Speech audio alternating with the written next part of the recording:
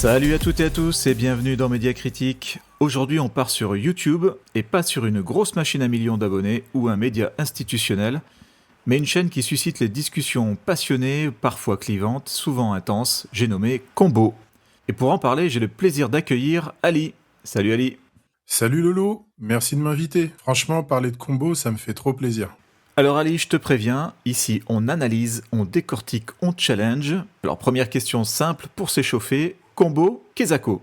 Bah écoute, c'est une chaîne YouTube centrée sur le jeu vidéo. On parle de gameplay évidemment, on parle de news aussi. C'est beaucoup d'analyses, de critiques, de prise de position. On parle de l'industrie, on parle des tendances, des dérives, des polémiques. Et ce qui le distingue, c'est vraiment le ton. Il est frontal, direct, parfois abrasif. Le format aussi est vraiment particulier. C'est un peu un format où on se fait conter une histoire. Mais c'est pas pour les enfants, ça reste quand même pour un public mature et qui a envie de découvrir, voyager, enfin voilà quoi. Clairement quelque chose qui est pas là pour plaire à tout le monde. Donc on est sur une ligne éditoriale assumée. Oui, carrément. Ce n'est pas un journaliste neutre.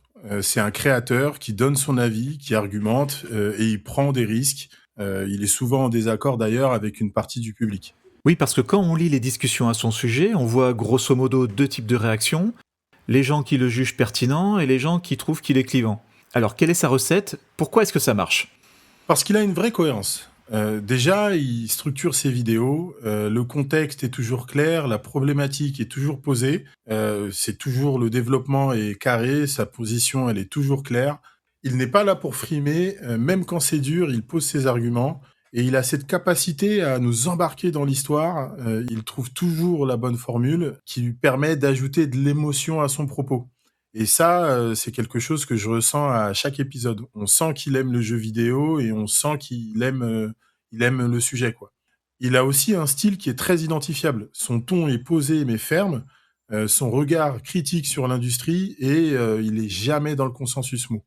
Et ça, sur le YouTube gaming, c'est pas si courant que ça. Donc, si je comprends bien, il se positionne presque à contre-courant des créateurs, on va dire, safe. À 100%. Il ne fait pas de l'enthousiasme pour faire de l'enthousiasme. Il est capable d'être très critique, voire de démonter un jeu populaire s'il estime qu'il y a un problème. Et ça crée de l'adhésion ou de la friction. Alors attends Ali, parce qu'on vient de passer 2 minutes à parler de ce personnage, mais sans en parler vraiment concrètement, qui est Combo? Parce que moi j'entends Combo, j'imagine soit un personnage de Street Fighter, soit quelqu'un qui commande des menus XL au McDo. Qui est l'homme derrière cette chaîne? Alors, bonne question. Et la réponse, elle va te surprendre, ou pas du tout. Combo, on ne sait pas. C'est un mystère. Pas de vrai nom, pas de visage, pas de bio Instagram. Il y a rien, y a rien sur lui. On ne sait vraiment pas qui c'est. Alors on le voit de temps en temps dans les vidéos, hein, parce que c'est pas comme s'il cachait son visage. Mais pendant la narration, on ne le voit pas. On entend surtout sa voix. Et c'est à peu près tout ce qu'on sait de lui officiellement. Donc, on pourrait le reconnaître dans la rue, mais te dire qui c'est, aucune idée. Alors on sait que c'est un pur produit national, ça c'est sûr. Il a commencé sa chaîne en 2013 et donc ça veut dire qu'il a survécu l'ère des let's play filmés avec sa webcam et son micro. Et ça, c'est à force le respect. Il a réussi aussi, sur le YouTube du gaming, à construire une vraie communauté sans jamais faire semblant d'aimer un jeu pour le plaisir du sponsor. Il est aussi un peu sur Twitch, mais très honnêtement, j'ai jamais consommé cette partie de son média. Donc on analyse quelqu'un dont on ne connaît pas vraiment l'identité, qui parle de jeux vidéo depuis plus de 10 ans, qui refuse de jouer le jeu de la notoriété facile, une sorte de Daft Punk du gaming. Alors c'est soit très courageux, soit très mystérieux, soit les deux. Les deux, clairement.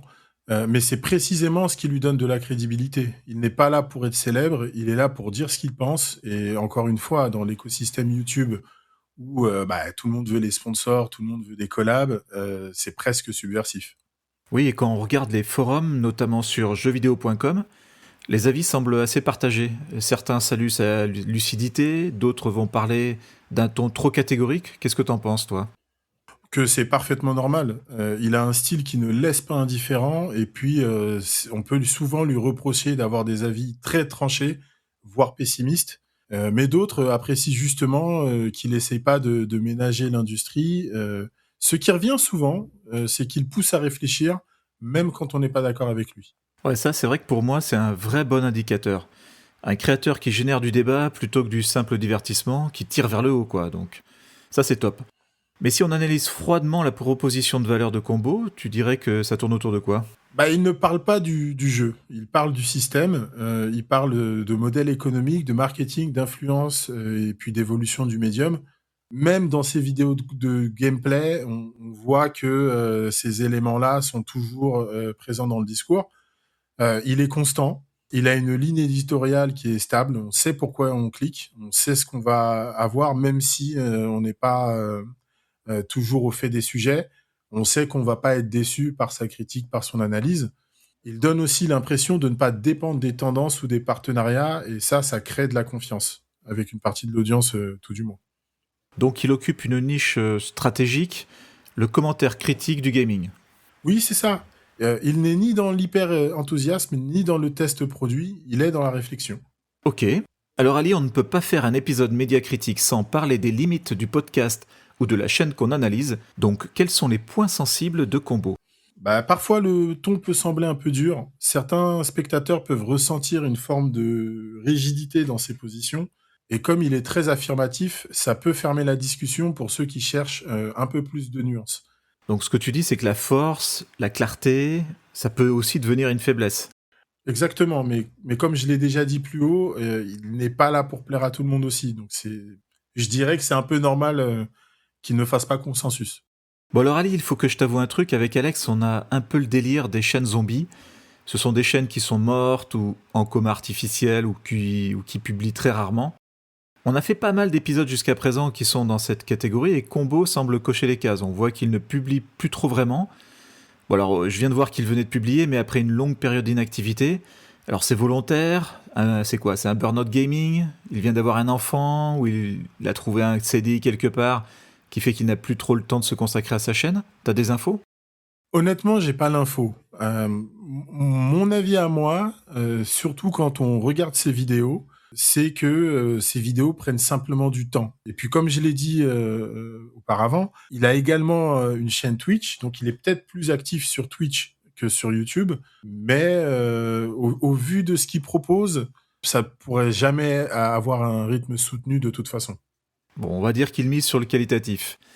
Et si je comprends bien, il critique l'industrie pour produire trop, et sa réponse personnelle, ça serait de ne plus trop produire en retour, c'est ça? C'est le genre de logique qu'on ne peut pas vraiment contredire, mais au final, si on veut conseiller cette chaîne, est-ce qu'elle vit quand même? Est-ce qu'il va revenir, en tout cas, est-ce qu'il va venir à un rythme, je dirais, normal? Sa dernière vidéo date d'un mois, donc pour moi, sa chaîne est encore là. Après, quand est-ce que sera la vidéo? Généralement, ça prend pas plus de 3 mois. On peut dire qu'on a une vidéo par trimestre. Ok, j'aimerais juste savoir pourquoi tu as choisi Combo pour cet épisode aujourd'hui et pas un autre YouTuber gaming comme il y en a partout sur Internet. Parce que c'est un super compteur qui me stimule intellectuellement. Je ne regarde pas pour savoir si un jeu vaut 8 sur 10. Je regarde pour comprendre les mécaniques de l'industrie, les enjeux culturels, les tendances, le gameplay de sa perspective. Et même quand je ne suis pas d'accord, il m'oblige à formuler ma propre position. Et ça, pour moi, c'est la définition d'un bon créateur. Alors, je suis allé voir cette chaîne pour préparer l'émission, et pour ma part, j'ai beaucoup aimé l'épisode sur le Kaizo de Mario. Et c'est vrai que Combo, c'est pas une chaîne qui cherche le consensus. Il y a un vrai regard, des prises de position fortes. Et dans le paysage YouTube gaming qui se focalise plutôt sur le côté divertissement pur, c'est vrai que ça sort du lot. En tout cas, merci Ali pour cet échange passionnant sur Combo et au plaisir de te revoir dans Média Critique pour un nouveau coup de cœur. Avec plaisir. Je reviens quand tu veux. Allez, chiche. On se retrouve très vite pour un nouvel épisode de Média Critique. À bientôt. Merci.